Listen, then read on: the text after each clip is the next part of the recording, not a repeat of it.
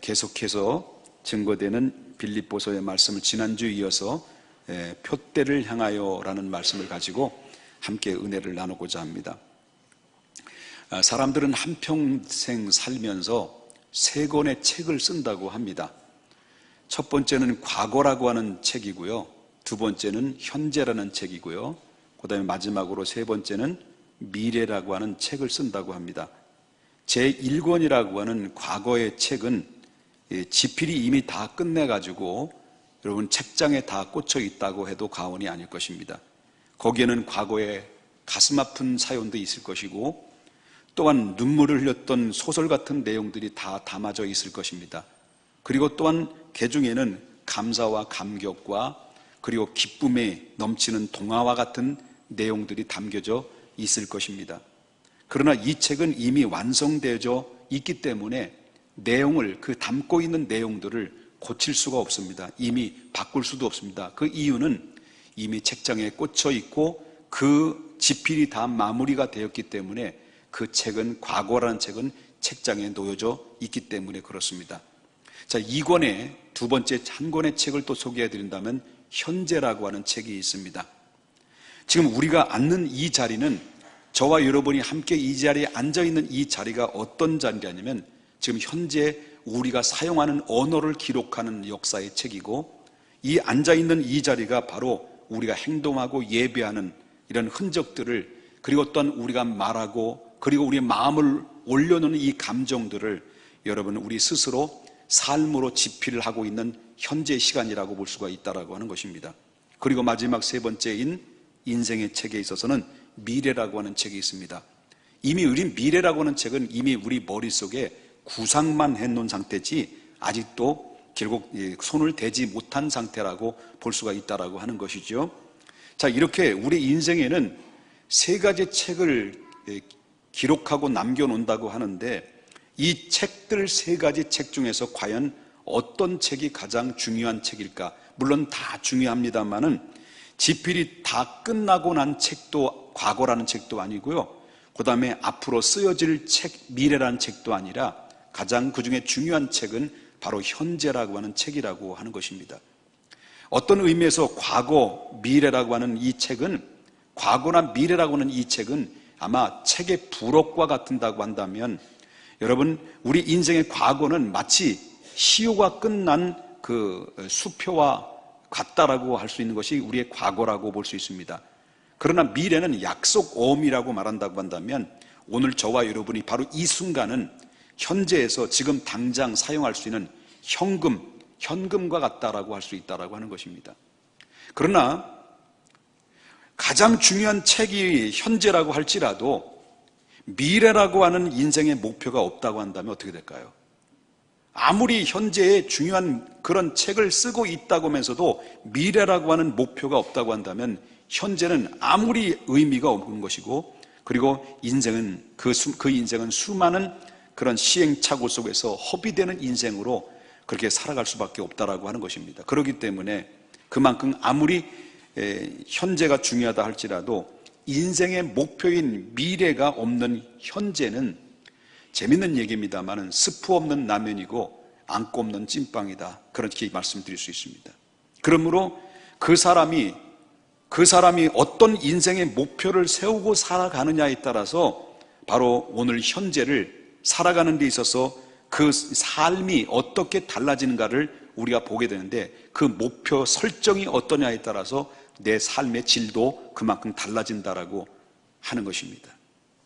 바울은 인생의 목표가 있었습니다. 저와 여러분이 소개했던 이 바울이라고 하는 사람은 분명한 인생의 목표를 가지고 살았던 사람입니다. 그렇다고 한다면 그 바울이 가졌던 인생의 궁극적인 목표가 무엇일까요? 여러분이 영국에 잘 알고 있는, 여러분이 잘 알고 계시는 영국의 역사가인 토인비라고 하는 사람이 이 바울에 대해서 이렇게 이야기를 합니다. 바울이 예수 믿고 변화받아서 안디옥에서 선교사로 파송을 합니다.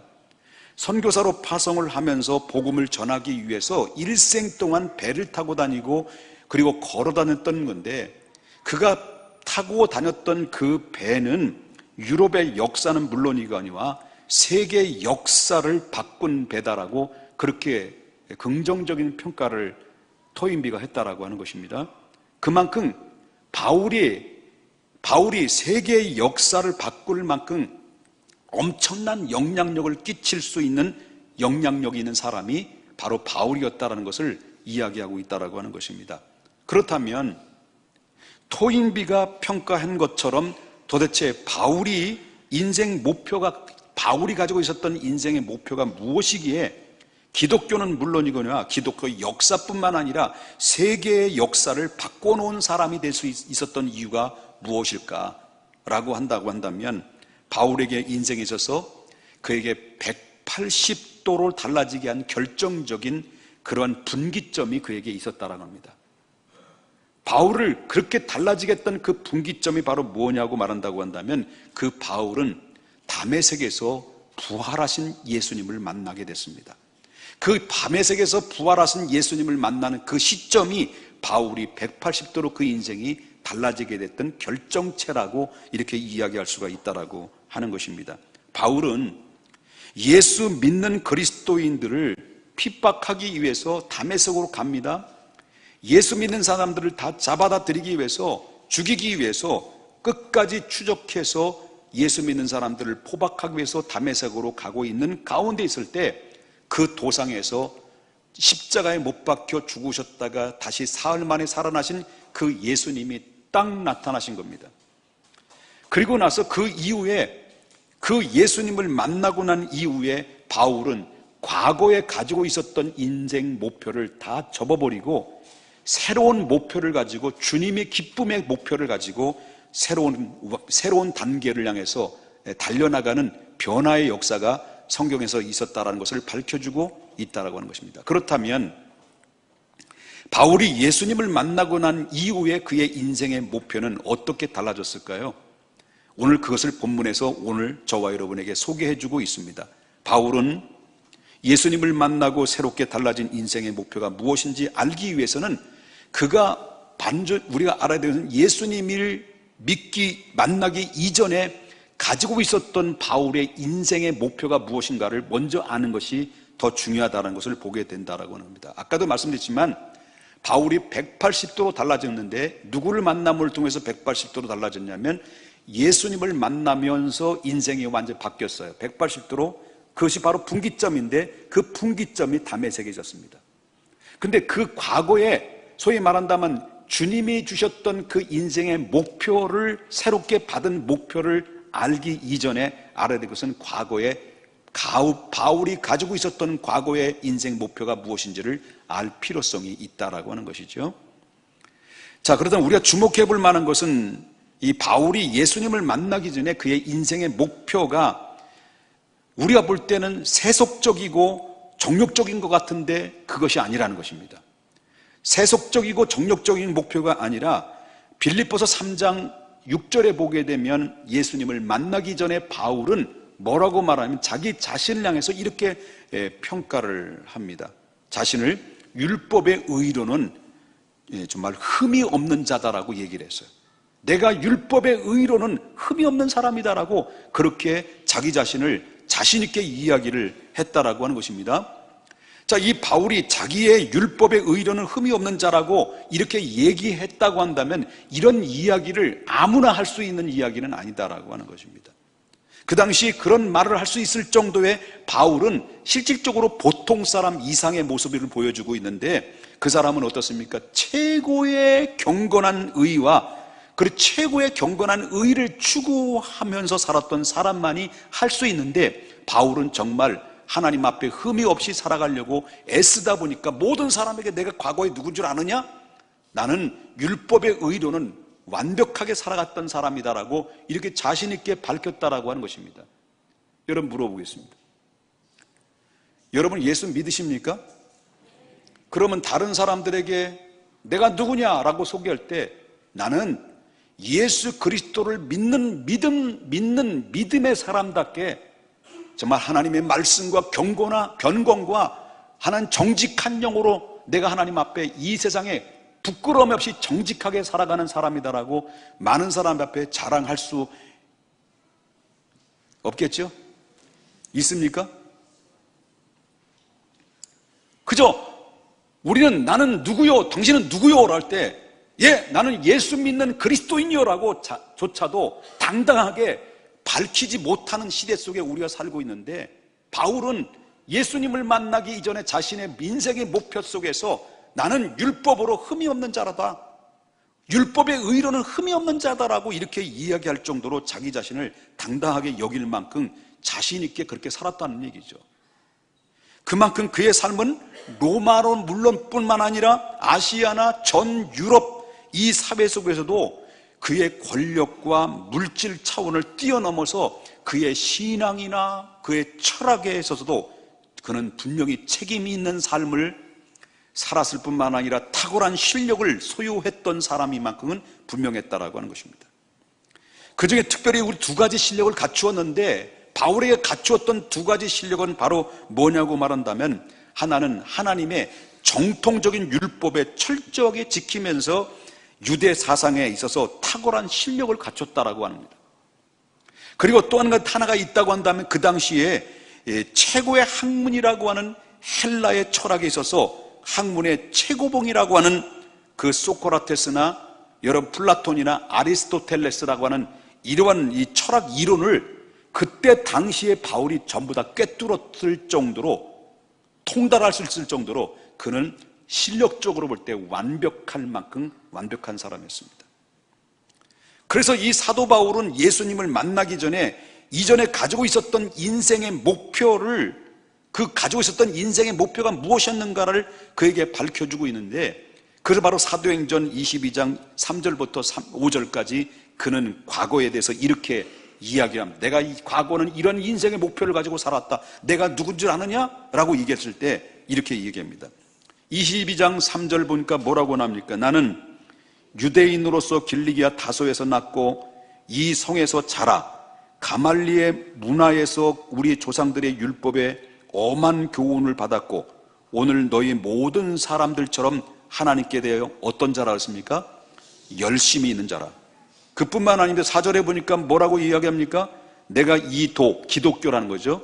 이 도를 파괴하여 사람을 죽이기까지 하고 남녀를 결박하여 옥에 넘겼으니 이에 대제사장과 모든 장로들이 내 증인이다 라고 했습니다.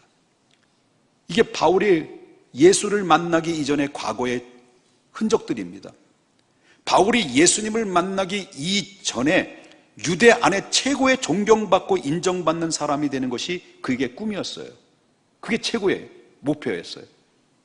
그래서 이 목표를 위해서라고 한다면 그때 당시 유대 율법의 최고의 권위자였던 가말리엘, 이 가말리엘 문화에서 그 안에서 들어가 가지고 그는 열심히 율법을 배우면서 피 터지게 공부를 했던 사람이 누구냐면, 미치도록 공부했던 사람이 누구냐면 바울이었습니다.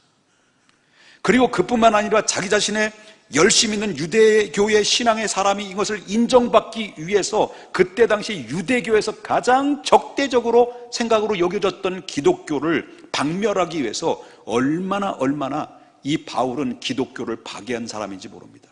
엄청나게 파괴를 한 사람이에요. 핍박한 사람이죠. 이렇게 바울이 예수님을 만나기 이전에 갖고 있었던 또 다른 인생의 목표가 또 있었어요. 하나는 신앙적으로 모든 사람들로부터 존경받는 것이고, 또 하나의 목표가 있다고 한다면 그때 당시 어느 나라가 다스리냐면 로마가 세계를 제패했죠. 이스라엘도 물론 마찬가지로 로마에 의해서 식민지 아래에 있었습니다. 그때 당시 로마가 다스리던 그 시대에는 헬라 철학에 능통한 권위자가들이 너무 많았습니다. 사도행전 여러분 17장에 나오는 말씀을 보게 되면 헬라의 본산지라고 하는 아덴이라는 지역으로 바울이 복음을 전하기 위해서 들어가게 됐어요. 그 복음을 전하게 들어가게 됐는데 거기에는 에피쿠로스라고 하는 철학과 헬라 철학의 철학 사상에 사로잡혀 있는 그런 막강한 실력자들이 있었는데, 그 실력자들과 바울이 바로 쟁론을 벌였어요. 이 쟁론을 벌였는데 바울이 그 헬라 철학자들과 쟁론할 때 헬라 철학자들과 쟁론했는데도 불구하고 기탄 없이 자기의 실력을 발휘해요. 논리적으로. 자, 그렇다면 이렇게 정리를 한다면 바울은 과거에는 이렇게 유대인으로서 유대교적인 실력과 헬라 철학적인 실력을 고루고루 갖춘 사람으로서 신앙과 그 다음에 철학의 가르침의 최대로 인생을 살기 위해서 애썼다는 것인데, 훗날에 그는 무엇입니까? 어떤 목적입니까? 훗날에 사람들로부터 존경받고 인정받는 사람이 되는 것입니다. 무엇입니까? 유대교 사상에서 가장 실력이 가장 탁월한 신앙의 사람이 되는 것이 그의 목표였고, 헬라 철학에 있어서 가장 탁월한 실력을 가져서 모든 사람들로부터 존경받고 자기를 통해서 배움을 받아서 영향력 있는 사람이 되는 것이 그의 인생의 목표였고 꿈이었다는 것이 바울이 예수님을 만나기 이전에 그 꿈에 대해서 소개를 하고 있었다고 하는 거예요. 많이 지루하시죠? 여기까지 전해진 말씀이 좀 이해되셨습니까? 자, 그렇다면 이제부터 바울이 예수님을 만난 이후에 그의 인생은 어떻게 달라졌을까요? 그의 인생은 얼마나 달라졌을까요? 자, 그것을 보면 우리도 예수 믿기 이전과 예수 믿고 난 다음에 좀 달라져야 되는데, 바울은 달라졌거든요. 그 바울은 우리와 성정이 같은 사람이거든요. 다른 사람이 아니에요. 바울이 가지고 있는 눈을 두 개의 눈은 우리도 갖고 있고요. 바울이 우리보다 더 똑똑하니까 머리통이 2배 많은 것도 아닙니다. 근데 바울은 달라요. 근데 오늘날 그리스도인들은 달라지지 않는다는 거예요. 뭔가 변화가 일어나지 않는다는 거예요. 인생의 목표도 달라지지 않습니다. 이 바울은 바로 뭐냐면 예수를 만나고 난 다음에 인생의 목표가 완전히 바뀌어졌어요. 과거에 가졌던 그 새로운 인생을 목표를 갖기 위해서 가지고 있었던 과거의 율법으로서 완전한 자가 되려고 하는 이 화려한 인생의 목표를 그냥 배설물처럼 그냥 여겨버렸어요. 그뿐만 아니라 그 당시 로마를 지배하고 있는 사회에서도 그 지배하고 있는 헬라 철학, 이 헬라 철학의 지식을 전부 다 그리스도를 잡기 위해서, 그리스도를 얻기 위해서, 그리스도를 따라가기 위해서, 그리스도를 알기 위해서 다 뭐로 여겼다는 거예요? 해로 여겼다는 거죠.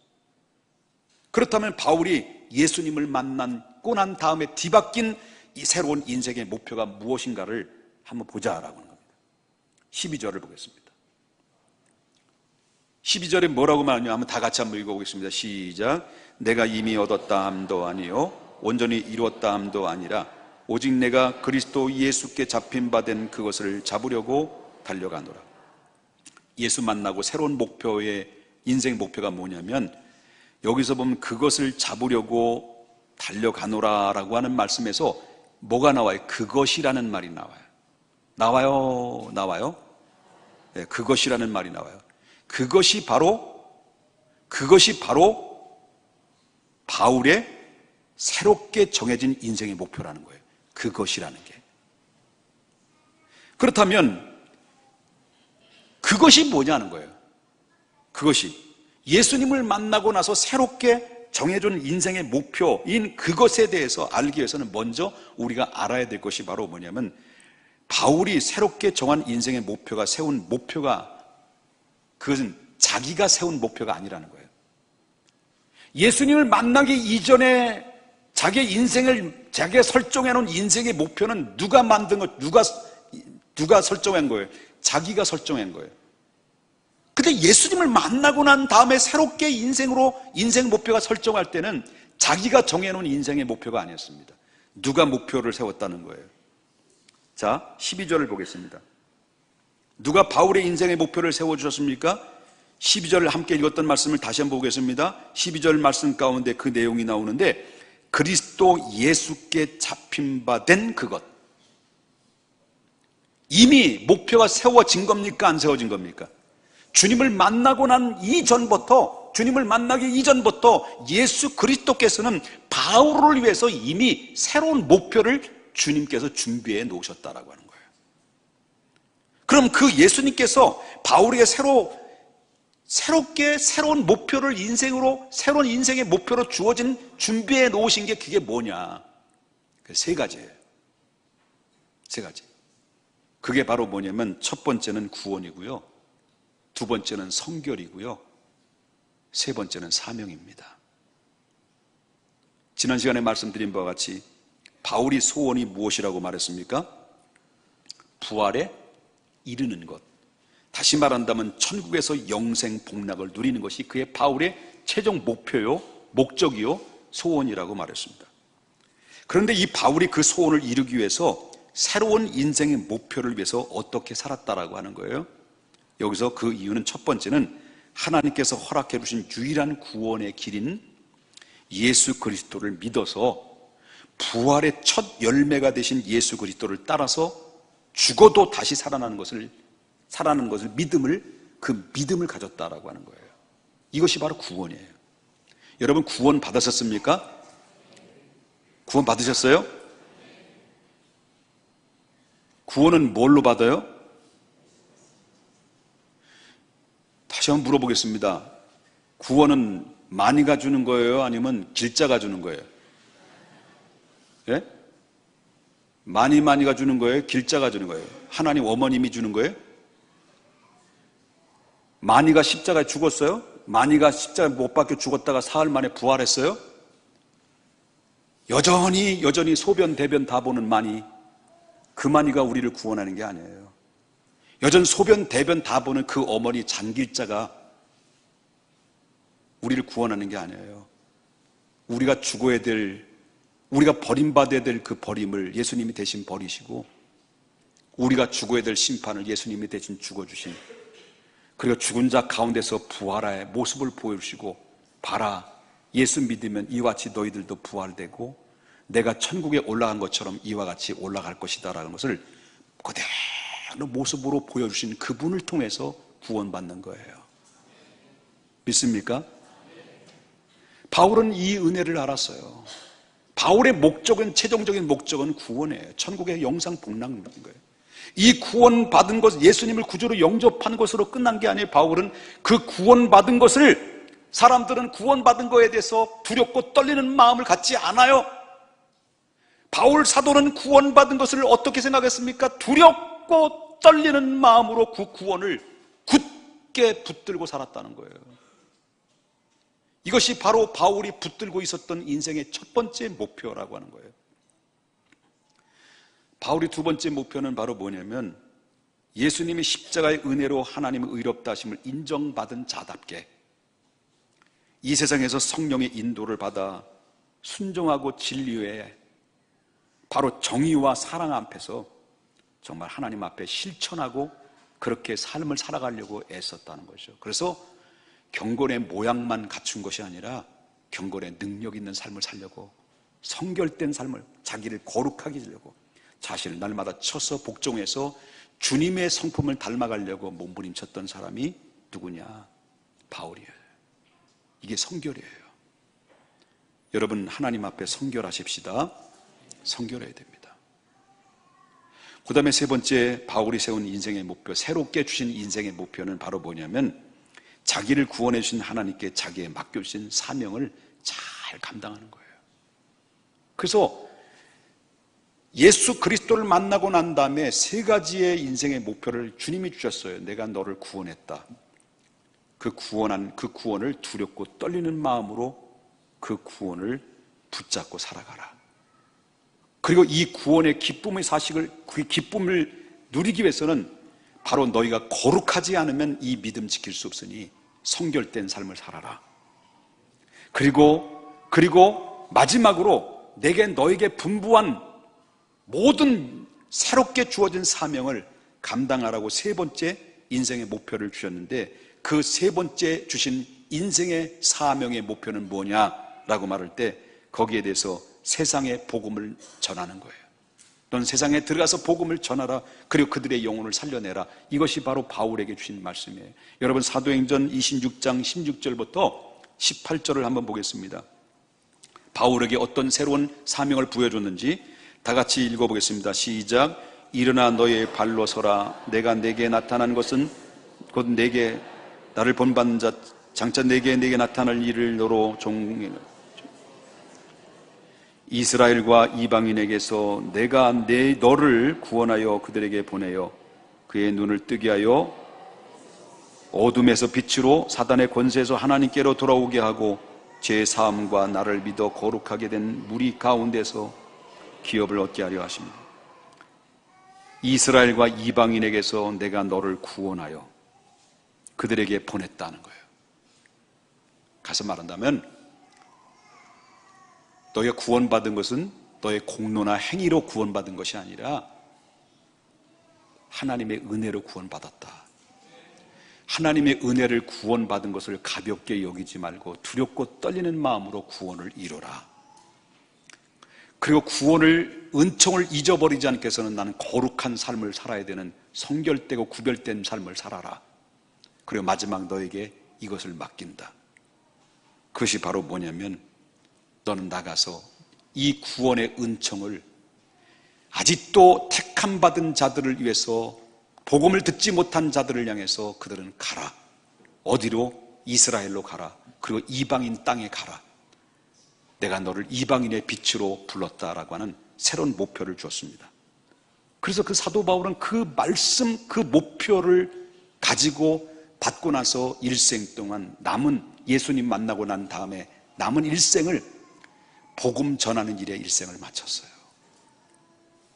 거긴 춥고 배고프고 거기에는 눈물이 있고 외롭고 고독한 길이었습니다.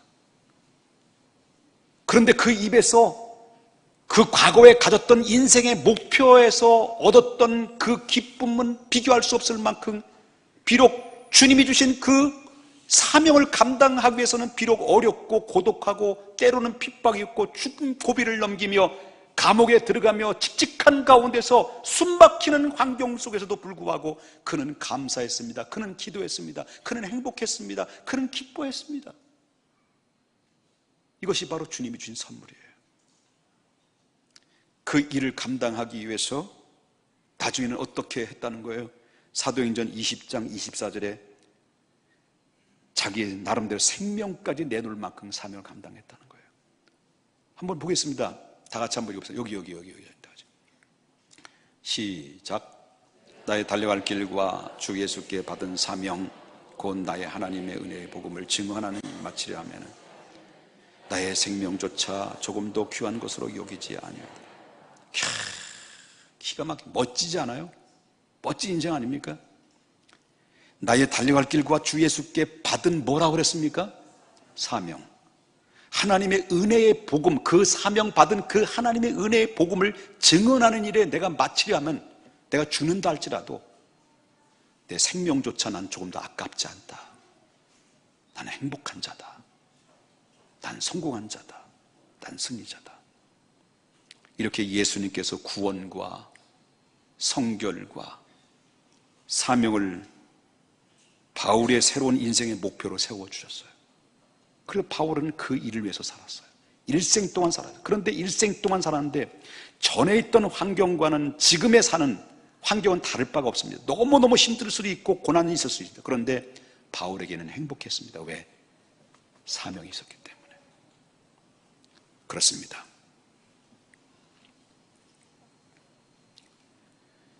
진정 구원보다 더 중요한 것은, 구원보다 더 중요한 인생 목표는 없고요, 성결보다 더 중요한 인생의 내용은 없습니다.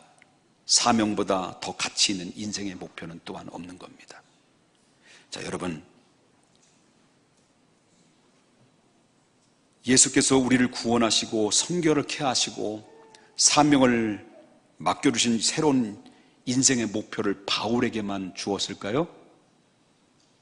예?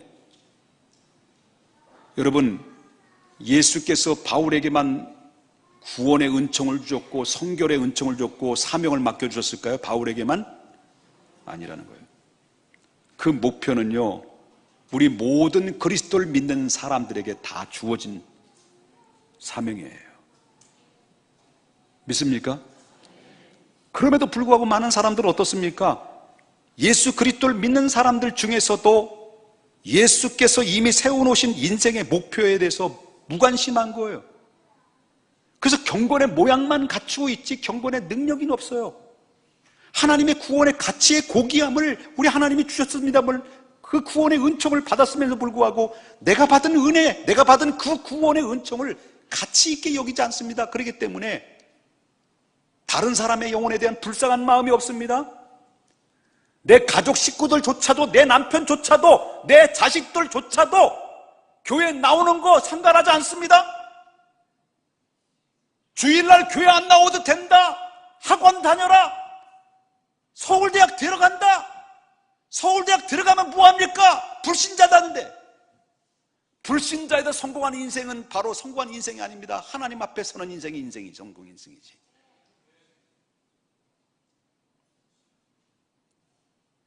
그런 사람들이 자신이 원하는 세상적이고 세속적이고 정욕적인 욕망만 가지고 자신을 이루어할 때 그 인생의 목표를 세워놓고 그 목표를 위해서 모든 삶을 다 소비한다고 한다면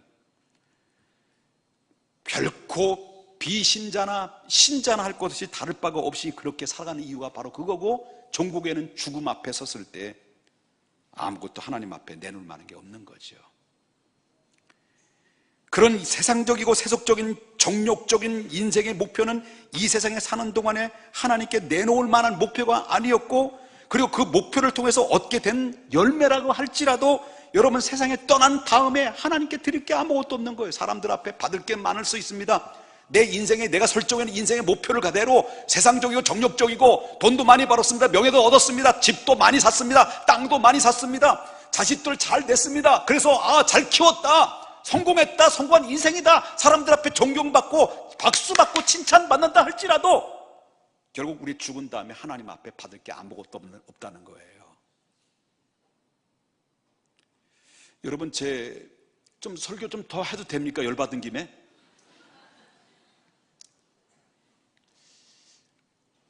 제 바로 밑에 동서가 있어요.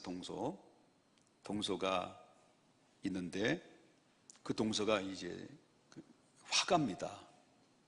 화가고 대학 교수에다가, 그리고 미 강원도에서는 아주 잘 알려져 있는 그런 유명한 사람이었습니다. 근데 여러분 예술하는 사람들이, 미안합니다, 예술하는 신분들을 들으신다면 좀 용서하고 드십시오. 예술에 좀 이렇게 좀 감각이 있는 사람들은 예술의 감각과 동시에 한 가지 더 얻어지는 게 있어요. 그게 바로 똘끼예요. 똘끼. 그런데 이 친구가 이 그림을 그리기 위해서 한 번 붓을 잡았다면요 2, 3일 동안 밤새는 건 그냥 식은 죽 먹기예요. 그러니까 밥도 안 먹는 거예요. 계속 그림에 몰두하면 그냥 한번 빠져들면 그냥 헤어나지를 못하는 거예요. 그게 몸에 무리가 온 거예요. 어느 날 보니까 얼굴에 막 황달이 낀 거예요. 눈이 황달이 낀 거예요. 그 병원에 가보니까, 병원에서 진단 나온 거 보니까 담도암이라고, 담도암 판단한 거예요. 이 친구가 얘기를 해줘야 되는데, 자네 담도암이다, 이제 천국도 준비해야 될 것이고 의학이 많이 발달됐기 때문에 가능성이 있다라고 격려도 해줘야 되고 믿음도 불어넣어야 되는데, 어느 집 처제도 그 얘기를 못하는 거예요. 두려워서.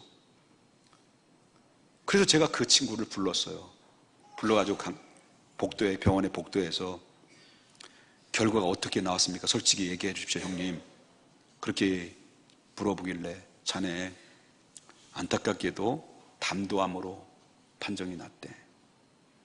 그 말을 듣고 한참 아무 말도 없이 침묵을 지키더니 그 입에서 툭 튀어나오는 이 얘기가 바로 형님, 내가 지금 여태까지 내 인생을 살아오면서 내 목표와 내 명예와 내 가족을 위해서 살아오면서도 하나님께 예배를 드렸지만, 여태까지 수많은 예배를 드려와서도 단 한 번도 예배다운 예배를 드려본 적이 없습니다. 그걸 우는 거예요. 지금까지 내가 내 인생, 내가 정해놓은 목표를 위해서 살아왔는데, 내가 지금 당장 이런 사형선고 같은 어마어마한 충격적인 소리를 듣고 나니까, 지나온 세월들을 뒤돌아보니까 하나님 앞에 갈 시간이 됐는데, 만약에 간다고 한다면 하나님 앞에 내놓을 만한 게 없고, 지금 여태까지 예배를 드렸지만, 교회를 나갔지만 예배다운 예배를 한 번도 드려본 적이 없습니다. 그러면서 펑펑펑 우는 거예요. 우는 거예요. 근데 그 말이 지금 내 마음속에, 가슴에 남아요. 대학 교수예요. 유명한 학어예요. 지금도 그가 그려놓은, 살아있을 때 죽기 전에, 천국 가기, 예수 믿는 사람이니까 천국 가기 전에 그 가족 식구들을 위해서 유작으로 남겨놓은 그림들이 막 엄청 쌓아놨거든요. 지금 그 이름이 있기 때문에 그 그림 한 점만 팔아도 최하 500만 원이에요. 그 그림 보고 싶은 분들은 내 서재실에 와요. 549만 원짜리가 있어요. 여러분, 그 말을 내 마음속에 남아있어요. 대학 교수입니다. 그리고 이름 있는 명망, 그리고 또한 화가입니다. 그리고 그의 제자들이 그를 존경해서 지금도 그 홈페이지가 있는데 보고 싶어요 교수님, 그런 댓글도 있어요. 지금도. 그런데 그걸 보면서 내 마음속에 남아있는 게 바로 뭐냐면, 여러분, 세상에서 내가 설정해 놓은 인생의 목표에 성공했다 합시다. 그리고 또 사람들로부터 존경받고 성공한 인생으로 살았다고 하더라도 우리는 언젠가 죽어요, 안 죽어요? 예? 죽어요. 죽음 앞에 가면 딱 누구든지 예외 없이 죽음 앞에 섰을 때 우리는 누구 앞에 서게 되냐면 하나님 앞에 서게 되는 거예요. 그럼 묻는 거죠. 내가 너를 구원했고, 내가 너에게 사명을 맡겨주었는데, 새로운 인생의 목표를 너에게 주었는데, 너는 너에게 준 새로운 인생의 목표를 위해서 어떻게 살았니? 아무것도 없어요. 그저 내 인생, 내가 원하는 인생으로 살아왔습니다 라고 했을 때 과연 누가 승자고 누가 패자냐?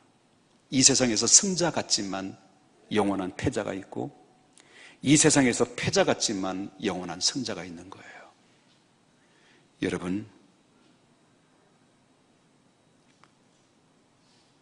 이 시간 우리는 지금 우리가 가지고 있는 인생의 목표에 대해서 냉정하게 살펴봐야 됩니다. 누가 최고의 승자인가? 이 세상에 내가 설정해 놓은 인생의 목표가 성취되어 많은 사람들로, 아까도 똑같은 얘기지만 인정받고 떵떵거리며 살아갈 수 있는 건 좋습니다. 그러나 하나님 앞에 갔을 때 그것과는 아무런 상관이 없는 거예요.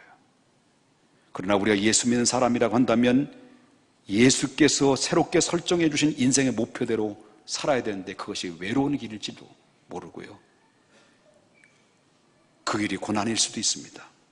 그러나 그 길을 가다 보면 어느덧 구원은 완성이 되고 성결의 그 사명이 완수가 된 다음에 우리 하나님이 나를 높은 곳에 손을 이끌어서 나를 품어주시고 나를 안아주시고 내 눈물을 닦아주시고 나의 사랑, 나의 어여쁜 자의 나와 함께하자, 나의 즐거움에 참여하자라고 하는 최후의 승자의 자리에 나를 올려놓을 것입니다.